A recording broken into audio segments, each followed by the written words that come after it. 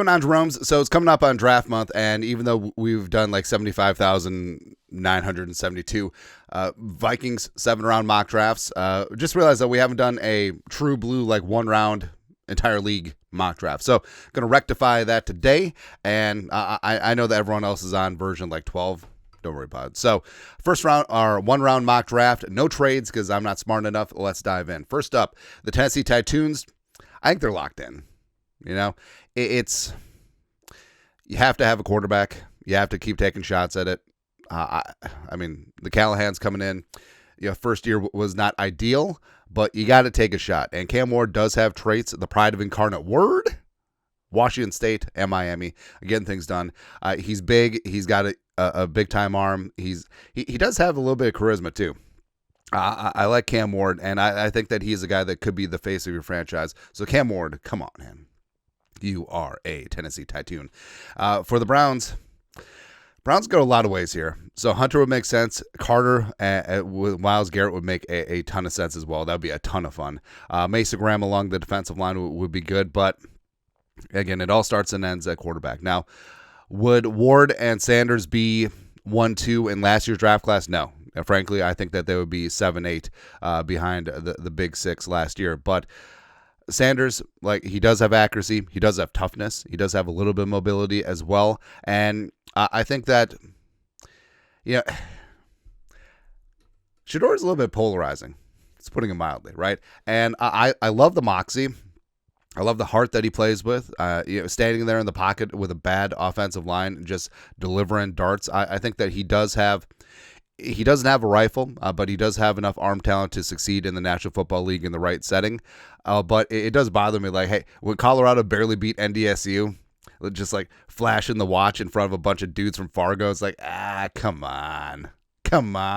But that's just the way it is. But Sanders and the Browns, they got to do something, right? And the stank of the Deshaun Watson contracts hanging over their cap, getting a rookie quarterback in here could make sense. And I think Shedeur and his skill set works well with our guy, Kevin Stefanski. The Giants at 3. So I feel like the moves to bring in Jameis as well as Russell Wilson is a clear indicator that they're getting scuttlebutt. The quarterback's going 1-2. So they're going to be SOL. But not really SOL because they got the run of the board. And, Carter makes sense. Travis Hunter does make a lot of sense here because, all the jokes.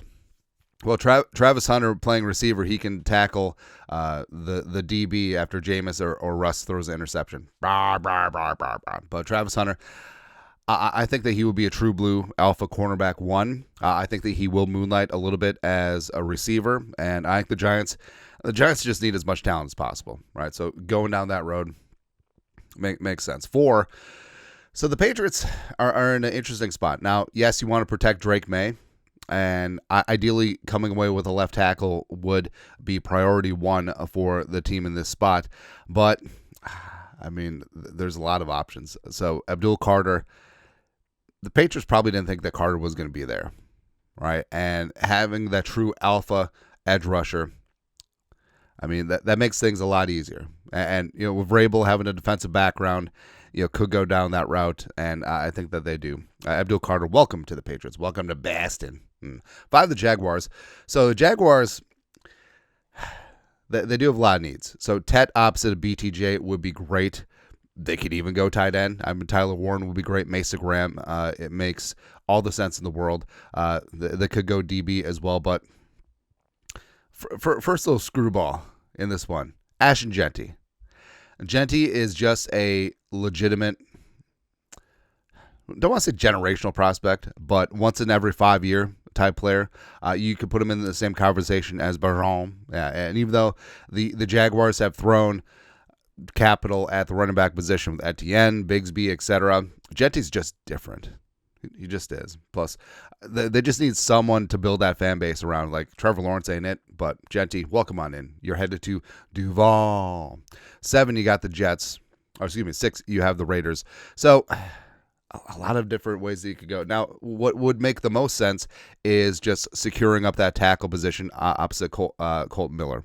So getting Geno some protection, what he can do when he's properly protected. I mean, Tet could make some sense here too. Mason Graham with Wilkins and Crosby, let's go.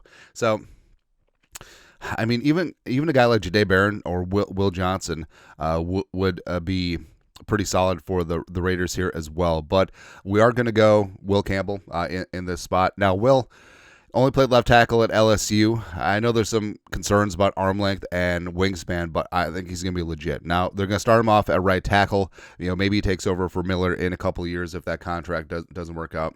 But Will Campbell, you are a Raider. Now, for the Jets at 7, it's pretty easy because I think the Jets were going to be in the tackle business. So, with Campbell off the board, I think to go to the other side. So Membou coming out of Mizzou. Now you can keep him at right tackle. You're going to be good to go. Olufashanu, last year's first-round pick out of Penn State.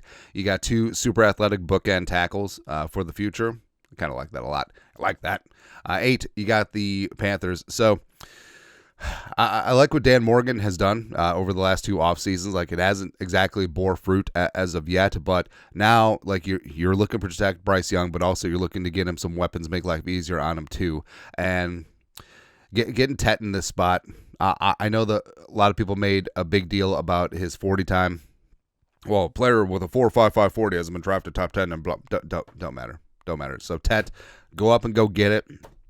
Kind of like this one. Yeah, a big-time target for Bryce Young. We're good to go. 9, Saints are in sort of a rough spot, but I feel like that they do have to take advantage of just a player that fell to them. And Mason Graham's got top 5 talent. It would be very surprising if he took a tumble this far, but like we said, sometimes styles do make fights, and teams just went in a different direction. But Graham here, the Saints stop his draft day slide. He is headed to New Orleans. 10, the Bears, pissed off that Mason Graham just went, but it is what it is. So no Mason Graham, no Ashton Jeanty for the Bears, and for that we thank you. But I mean, they have a lot of issues, and one of that is the back end of that secondary. So they suture things up. Malaki Starks, and they've seen what Brian Branch has done in the NFC North, and they get their own versatile secondary piece as well. So Malaki Starks, heading to the Bears. 11, you got the 49ers. So they could go all over the place, right? So they could go D-line, they could go O-line, they could do lots of things. But cornerback is also a need. They just lost Charvarius Ward to the Colts. And Will Johnson, I'm not saying that Will Johnson going to take a draft day tumble, but again, sometimes just teams ahead of them made different choices. And Will Johnson, I think he does have that J.C. Horn-Surtain type traits. So San Francisco gets a really good one in this spot. 12, the Cowboys, who knows? I mean, they would have sold their soul for Ashton Jeanty. Frankly, I think that they would like to make a move for Travis Hunter, except it's going to be out of their range. But in this spot, I feel like Jera and company do want to get that running game going again. So I feel like, for me, it's not a reach. But I think that Omarion Hampton at 12, I mean, it will surprise some people. But I think that if the Cowboys want to get back to being a legit run-first team, helping out Dak, keeping that play action viable, Hampton will go a long way. Now they could and should fix their offensive line, but that's a conversation for another day. 13, you got the Dolphins. So they did lose Javon Holland, and there's a lot of different ways that they could go here. They could go offensive line. They could go, try and suture up that D-line a little bit as well. They go edge rusher. Kenneth Grant could make some sense. But also so in the secondary, Jahdae Barron is just there chilling, but we're going to go a little bit off script.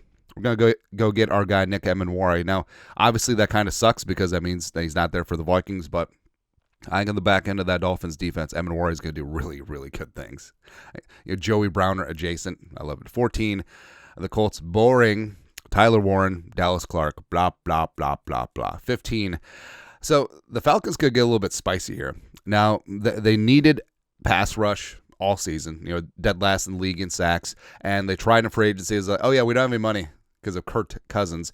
So going edge here, I mean, Mike Green would be a great fit. James Pearce, Donovan as well, but going Donovan, the pride of BC, guy that can get his own pass rush and really help suture things up for the Falcons. 16. Cardinals are sort of in a similar spot where they could go D-line. Cornerback is obviously a huge need as well. They could go Barron in this spot, but just having a prodigious pass rush makes sense. And Mike Green's going to be a star in this league, man. Like I know that he's undersized. I know that he's whatever, but Mike Green can just get buckets. And that's what matters at the end of the day. 17, you got the Bengals. Now that they paid Burrow as well as Chase and Higgins, like they're just going to have to invest heavily on defense with picks, cheap contracts, and just hope that it pans out. I think Jihaad Campbell is going to be legitimate for the Bengals, playing some off-ball, can also rush the passer. So Jihaad Campbell, welcome on into Cincinnati. 18, you got the Seahawks. So Seahawks, I feel like they're always in need of front seven help, even though they invest a ton in it. Now, offensive line could make a lot of sense here. Maybe they take a guy like Simmons, reduce him inside. Kelvin Banks would make a ton of sense too, but I don't know, like I feel like Mike McDonald just ends up winning out here. And it does feel like the Seahawks like taking chances on some of these, don't want to say polarizing, but yeah, polarizing play. Like James Pearce Jr., like he could go first round, he could fall out. He could be out of the top 40, right? Some teams probably have him off their draft board, but James Pearce Jr., bet on upside, going to Seattle. There you go. 19, you got the Buccaneers up. So edge, there was a run on edge. They probably would have taken Campbell if he fell, but DB is a need, and a DB that fell them, Jahdae Barron, is great. So given Barron's versatility, like him being paired up with Winfield Jr. long term, because Jahdae Barron, like he's listed as corner, but really is more of a slot / safety. So bring it on in. I think that's a really great fit for the Buccaneers. 20, you got the Broncos. So Loveland could make some sense here. They're probably pissed off that Hampton went. It is what it is, but hit the east side of the LB3. Now you get a great slot option. You get Amon St. Brown adjacent for Bo Nix. There you go. Heading out to Mile High. 21, you got the Steelers, and ideally, it makes sense for Simmons, Kelvin Banks in this spot, maybe even Kenneth Grant, but no. Of course, we know the quarterback tax is alive and well, and it's funny that Jaxson Dart is behind Will Howard and Riley Leonard, but they do spend a first-round pick on Jaxson Dart, taking that shot, not waiting around for Rodgers, trying to get their guy and go from there. 22, Kenneth Grant. I mean, Kenneth Grant reunited with Harbaugh. They need some D-line help, so there you go. That's about as easy of a 2-foot putt on a flat lie as you can get. 23, so the Packers, they need receiver. So obviously they're going to go with Shemar Stewart at edge, because why not? 24, so this is interesting for the Vikings at 24. So Egbuka could make some sense. Walter Nolen is our guy, and he's there. Loveland, who we just made the case for. Even guys like Williams and Walker, Grey Zabel, Derrick Harmon are in that mix. So I've gone back and forth on this, but I think that Derrick Harmon is just too much value, right? And you could try to trade back, sure, but don't want to say like safe prospect, but Derrick Harmon ascending in terms of what the Vikings need, pass rush and defensive line, it really is about as safe as you can get. And tailor-made, can play that 5-tech in the Flores defense, can kick inside, 3-tech on passing downs. Just put him wherever. He's going to get his. Derrick Harmon out there. 25. So the Texans in this one are, I mean, let's just not stand on So Kelvin Banks, keeping him in Texas, replacing Tunsil left tackle. I mean, that's easy. That's easy work.